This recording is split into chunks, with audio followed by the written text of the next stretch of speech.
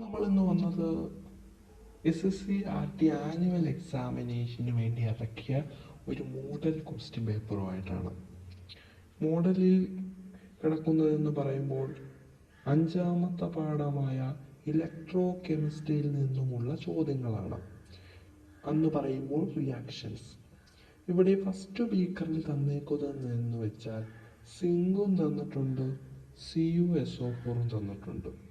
Second ബീക്കറിൽ തന്നതെന്ന് വെച്ചാൽ കോപ്പറും തന്നിട്ടുണ്ട്, zinc സൾഫേറ്റും തന്നിട്ടുണ്ട്.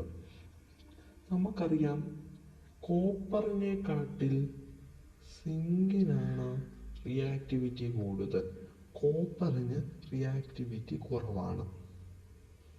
അന്നേരം ഏത് ബീക്കറിലാണ് കെമിക്കൽ ചേഞ്ച് ഉണ്ടാവുന്നതെന്ന് ചോദിച്ചാൽ ഫസ്റ്റ് ബീക്കറിലായിരിക്കും. കാരണം എന്ന് വെച്ചാൽ ഫസ്റ്റ് ബീക്കറിലാണ് റിയാക്ടിവിറ്റി കൂടിയത് കുറഞ്ഞതുമായിട്ട് ചേരുന്നതും അതോടൊപ്പം അവിടെ ഡിസ്പ്ലേസ്മെന്റ് റിയാക്ഷൻ ഒക്കർ ആകുന്നുണ്ട്. ക്വസ്റ്റ്യൻ എന്ന് പറയുമ്പോൾ chemical equation take place in here.